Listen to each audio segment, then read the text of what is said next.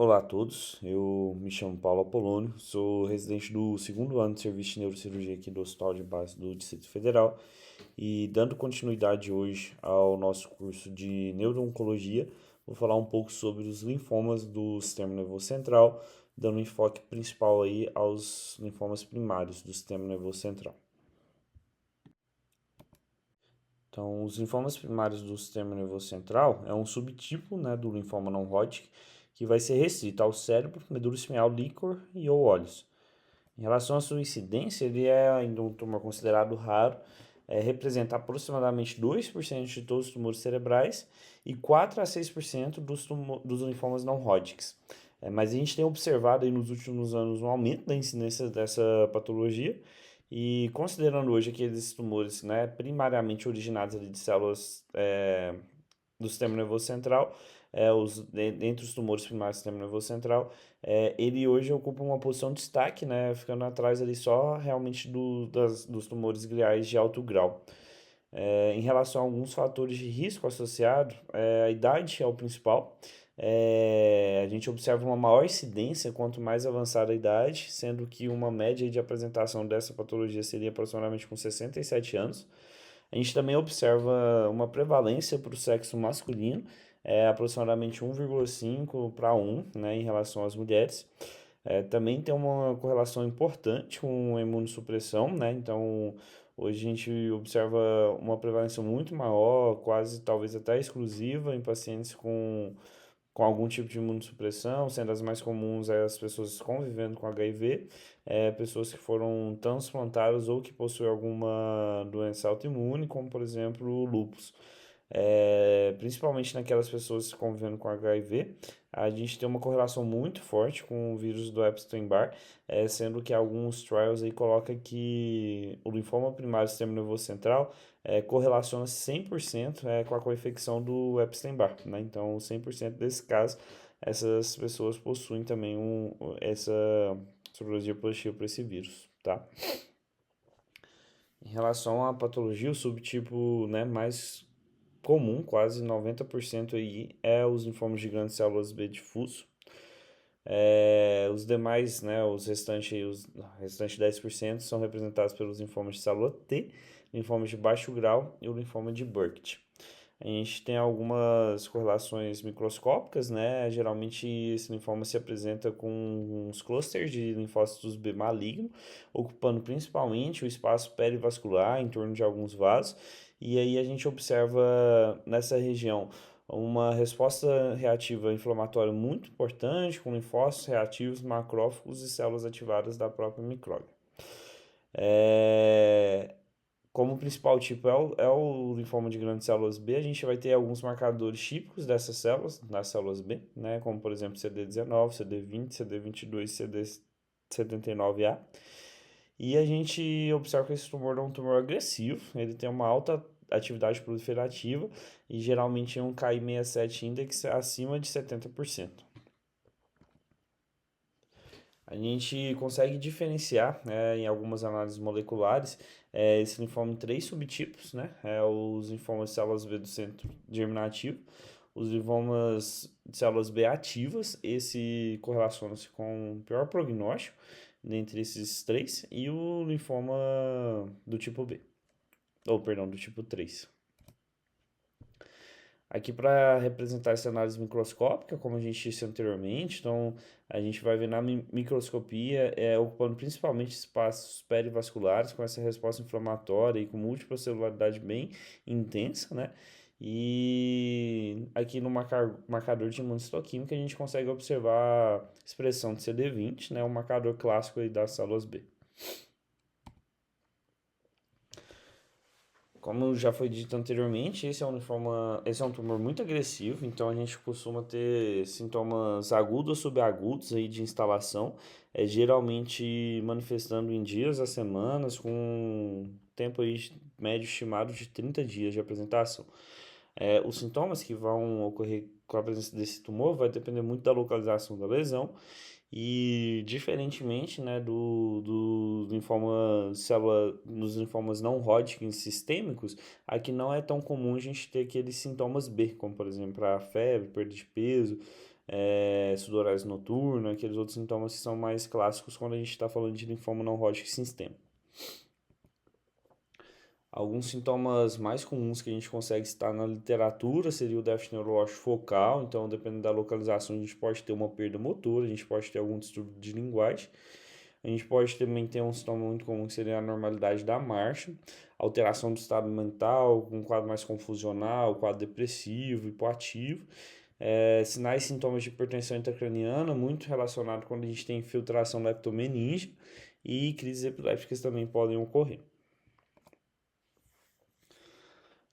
A localização, quando a gente está falando do cérebro, né, a gente vê que o local mais comum é realmente estar em alguns dos hemisférios cerebrais, isso daí em 80%. A gente pode ter uma doença solitária ou multifocal, geralmente a solitária representa aí metade, um pouco mais da apresentação. Quando a gente está falando da localização supratentorial, o local mais comum é no lobo frontal, com algumas séries mostrando aí até 80% de prevalência nessa região, e ocupa-se bem caracteristicamente o espaço periventricular e os núcleos da base, região de tálamo e tudo mais. Quando a gente fala da região infratentorial, é uma prevalência bem menor, menos que 10%, e a localização mais comum seria ali no cerebelo. Também a gente pode ter, né, acometimento nos olhos, 15 a 25%, nas meninges e na medula espinhal, bem mais raro. A forma ocular, então aqueles 15 a 25%, a gente tem uma clássica que seria o linfoma vitreoretiniano primário. A gente vai ter a infiltração dessas células B no humor vítreo, e também na retina, com uma alteração pigmentar e um descolamento parcial. Então, muito importante essa avaliação oftalmológica com fundo de olho para a gente realmente buscar essas alterações aí a fim de se dar o diagnóstico. Geralmente, grande parte dos pacientes vão ser assintomáticos, mas pode ter alterações, principalmente aí de campo visual também associado. A gente pode ter aqueles clusters de células neoplásicas, como a gente viu anteriormente, no humor vítreo, e muito válido aí o exame com a lâmpada de fenda para tentar localizar essas alterações. A gente também pode fazer a fundoscopia com infiltrado subretiniano amarelo alaranjado, clássico aí de se visualizar. E também pode fazer uma investigação complementar com angiografia usando fluoresceína e tomografia de coerência óptica. Já o envolvimento leptomeníngeo, a gente pode ter a manifestação como assintomática, ou então os sintomas clássicos seriam encefalopatia, sintomas radiculares, síndrome da cauda equina e síndrome de nervos cranianos, né? Então, é bem comum quando se tem alguma repercussão, a gente vê mais esse tipo de envolvimento quando a gente, né, fala da doença secundária em relação ao linfoma sistêmico, mas a manifestação com acometimento de pares cranianos ou até mesmo com uma hipertensão intracraniana pode acontecer.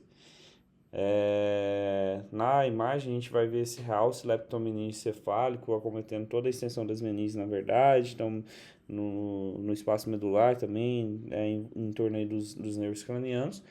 E o estudo de líquor geralmente traz para a gente uma hiperproteinorraquia, uma hipercelularidade, uma hipoglicorraquia, e a gente também pode ter o Epstein-Barr positivo. O envolvimento medular é o mais raro, né? O linfoma primário medular tem uma incidência menor que 1% dentro de todos os linfomas primários do sistema nervoso central. O que a gente pode ter de sintomas seria uma paresia, uma hipoestesia, disfunção esfincteriana progressiva, e geralmente são tumores realmente difíceis de diagnóstico, até pela baixa incidência. O que a gente vai ver de neuroimagem nesse tipo de doença, né? Na tomografia, sem contraste, a gente vai ter geralmente de forma espontânea um sinal ou iso ou hiperdenso.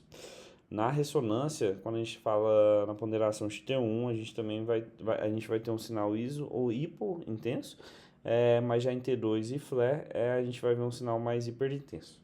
Geralmente são lesões irregulares, tem uma preferência de acometimento, como a gente viu anteriormente, periventricular, núcleos da base, e podem invadir corpo caloso. Quando a gente joga contraste, né, a gente vai ter um realce homogêneo, geralmente com o sinal clássico de uma bola de algodão. Eles costumam ter menos edema perilesional igual a gente vê em outras lesões, como por exemplo lesões gliais e metástases. A gente também tem uma característica muito clássica que ajuda a gente muito no diagnóstico, seria a restrição e difusão. E a gente tem que sempre buscar o realce leptomeningite e subependimário também pela localização mais comum. Raramente a gente pode apresentar, né, uma doença multifocal com sangramentos e necrose, e geralmente isso é mais prevalente de se acontecer em pacientes imunocomprometidos. Então, na tomografia, essa sem contraste, a gente consegue observar essas lesões muito próximas ao corpo caloso, levemente hiperdenso em relação ao parênquima cerebral. E aí na ressonância é o que realmente mais ajuda a gente, né? Numa ponderação T2 flare, a gente já nota essa imagem um pouco mais hipertensa, aqui também numa localização bem típica, periventricular, estendendo aí ao corpo caloso. E quando a gente joga contraste, essa realce em formato de algodão realmente é bem característico. Mais uma vez aqui um pouco diferente, já no flare a gente vê um pouco maior uma reação de edema aqui em volta, né? Mas quando a gente joga o contraste, a gente observa essa lesão bem delimitada. E aqui uma outra característica clássica aqui, que seria a restrição de difusão, que também a gente sempre tem que buscar. Mais uma vez aqui, né, que a gente está mostrando uma sequência de T1, a gente não consegue delimitar muito bem a lesão, fica uma imagem mais hipointensa aqui próximo a essa área que a gente consegue ver alterada, mas quando vem o meio de contraste, apresenta um realce bem intenso, homogêneo, né, bem fácil de visualização.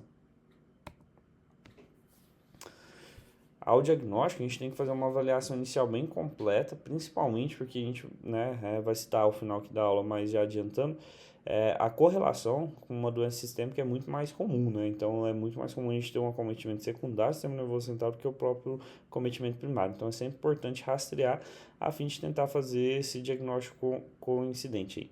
Então, a gente vai fazer um exame físico completo, incluindo o exame de linfonodos e testículos, né? Nos homens, o linfoma não Hodgkin de acometimento testicular tem uma correlação muito grande com o linfoma do sistema nervoso central.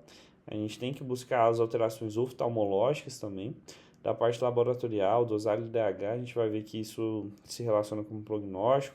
Também já fazer a parte da função renal, muito importante para o tratamento. Buscar imunossupressão, né? Fazer sorologias para HIV e hepatites. Buscar acometimento licórico, então a gente pode tentar achar aquelas alterações, como a gente disse lá atrás, fazer um rastreio completo com um exame de imagem neuroeixo, tórax e abdômen, o ultrassom testicular, né, a fim de rastrear também a doença, como a gente já disse anteriormente, no testículo, e também uma biópsia de medula óssea pode ser considerada.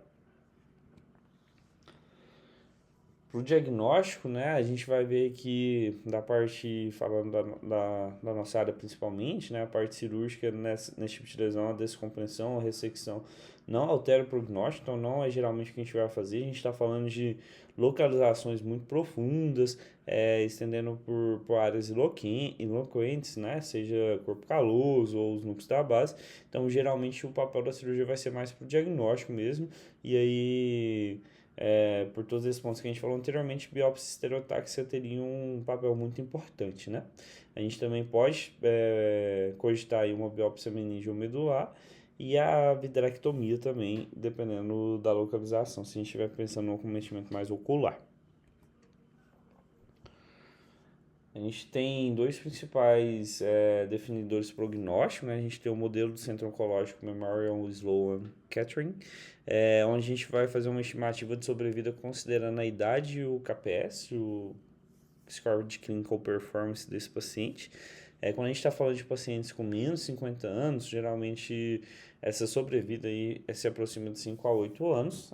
Nas idades mais avançadas já cai bastante, então mesmo com um score de performance clínica razoável, maior que 70, a gente tem uma sobrevida de apenas 2 a 3 anos. E quando esse score ainda é pior, a sobrevida é realmente bem reduzida, aí, de aproximadamente 1 ano. O outro score que a gente pode utilizar seria o do modelo do Grupo de Estudo Internacional para o Linfoma Extranodal. Nesse score a gente vai ter 5 variáveis, independentes, a idade, considerando em maior que 60 anos, performance status favorável, então pode ser usado KPS ou próprio ECOG, LDH elevado, uma hiperproteinurraquia no líquor e acometimento de núcleos da base ou fossa posterior. Cada um dessas variáveis pontua-se um ponto a partir do momento que a gente tem ela presente, e aí a gente calcularia a sobrevida por 2 anos a depender da quantidade de variáveis. Né? Se a gente tem 0 a 1, a sobrevida em 2 anos é de 80%, 2 a 4, 48% e 4 a 5, apenas 15%. E aí, direcionando agora um pouco mais sobre o tratamento, né? A gente tem a questão do corticoide. Geralmente as células B, elas são bem responsivas, o corticoide é citotóxico para esse tipo de célula. Então a gente observa uma resposta, assim, um padrão de resposta realmente muito bom ao uso desse corticoide.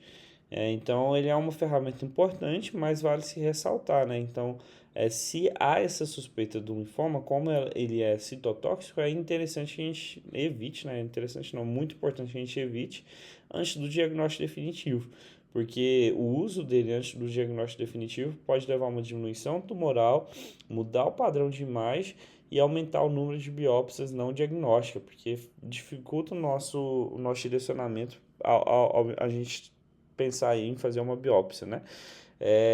Mas a partir do momento que a gente tem esse diagnóstico firmado, como eu disse anteriormente, ele é muito bom. Então, naquela fase aguda de maior pico ali de sintomas, é uma terapia de escolha aí para a gente ter uma melhora mais drástica e rápida.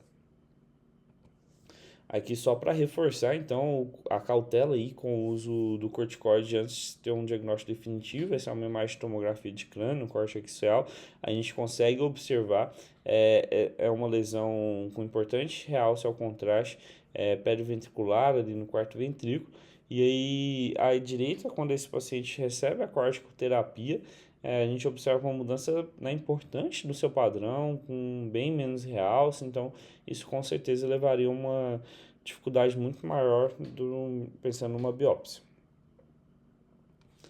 E aí, se tendo o diagnóstico, a principal ferramenta vai ser a quimioterapia. Geralmente a gente divide a quimioterapia em 2 fases, né? A indução e a consolidação. A medicação assim, padrão ouro, que a gente vê em vários estudos, seria o metotrexato. Então tem uma boa infiltração no sistema nervoso central e a gente faz doses muito altas dele exatamente para tentar ter uma resposta adequada. Hoje em dia, nos vários estudos que a gente tem, uma segunda droga de escolha seria o rituximab, e a gente, na maioria das vezes, tem se pensado em fazer uma terapia tríplice com algum terceiro componente, que esse pode ser variável, né? A gente tem algumas limitações, principalmente quando a gente for pensar na dose do metotrexato. Então, alterações de função renal ou um status funcional ruim pode trazer alguns impeditivos para esse tipo de terapia e as suas consequências, os efeitos adversos. E falando do rituximab, quando a gente tem linfomas CD20 negativos ou de células T, a gente também mostra uma maior refratariedade a esse tipo de terapia. No linfoma vitroretiniano primário, uma opção seria o metotrexato ou rituximab intravítrea, mais a radioterapia ocular, mais o metotrexato sistêmico endovenoso. Aqui alguns trials mostrando algumas possibilidades para a gente fazer. Então, observem depois que todos vão ter como 2 drogas de escolha o metotrexato e o rituximab. As doses e o intervalo entre elas variam um pouco, e aí a gente tem várias opções aí como uma terceira dose, né? Como por exemplo temozolomida, procarbazina, então citarabina, né? Então a gente pode ter várias outras opções aí para associar. A gente não viu hoje em dia, pela revisão que eu fiz na literatura, nenhuma prevalência entre alguns desses esquemas em relação ao outro, né? Então a gente poderia adaptar realmente aí de acordo com o nosso paciente. E aí a gente tem a segunda fase da quimioterapia, que a gente vai pensar em fazê-la apenas quando a remissão na primeira fase foi satisfatória, né? Então, quando a gente teve uma boa resposta àquela indução, aquela primeira fase inicial. Existem 2 opções, né? A gente pode fazer uma quimioterapia em alta dose seguida de um transplante de células-tronco autólogo, seria a opção de escolha, principalmente aqueles pacientes mais jovens, né? Mas se a gente tem alguma restrição a isso, a gente pode pensar numa quimio não mieloablativa, né, como por exemplo com a citarabina ou etoposídeo, mais uma radioterapia de cérebro total com dose reduzida. Geralmente a gente não usa altas doses aí de radiação nesse tipo de tumor. Para a gente falar numa resposta aí adequada à indução, né, como a gente disse, a gente espera isso na segunda, terceira sessão de metotrexato, e a gente não considerar isso, a gente tem uma estabilização tumoral ou uma fase de progressão. No caso de refratariedade, ainda não tem um consenso muito certo aí do que ser feito, né? Poderia se cogitar usar a citarabina com ou sem o etoposídeo, ou seguir com clinical trials. Outra opção também seria cogitar a radioterapia paliativa. Encerrando aí rapidamente, só para trazer algumas informações do linfoma secundário, sistema nervoso central, geralmente é uma doença que não vai ser tão manejada por nós, né, da neurocirurgia, mas realmente pelo oncologista e o hematologista. O mais comum de se infiltrar no sistema nervoso central também continua sendo o linfoma não Hodgkin. A localização já muda um pouco, a gente viu que tem uma prevalência quando a gente está falando do primário do sistema nervoso central pelos hemisférios cerebrais, já quando a gente tem essa metástase, né, vindo de algum outro foco, a gente vai cometer mais as leptomeninges, em aproximadamente 2 a 3% dos casos. Com isso, a neuroimagem costuma ser inocente, a gente não costuma ter alterações tão significativas e a gente poderia pensar em detectar essas células malignas através da análise licórica. Se tendo o acometimento mais leptomeníngeo, as principais manifestações que a gente vai ter vão ser de alterações tanto pela pressão intracraniana, quanto também acometimento direto dos nervos, então é muito comum ter síndrome de pares cranianos e a própria síndrome de hipertensão intracraniana. Há alguns fatores de risco para se levar a uma maior prevalência desse acometimento secundário seria um linfoma primário muito agressivo. Se a gente já tem algum acometimento prévio de mais de um foco extranodal, e um LDH alto, maior que 3 vezes o limite superior da normalidade. E aí a gente vai ter que direcionar nosso tratamento para a quimioterapia de escolha para esse foco primário, combinado com o metrexato, que é a terapia quimioterápica de melhor escolha quando a gente está falando do sistema nervoso central, pela sua infiltração e demais características farmacológicas. Bom, essa foi alguma das referências que a gente usou para a aula de hoje e agradeço pela atenção. Até a próxima.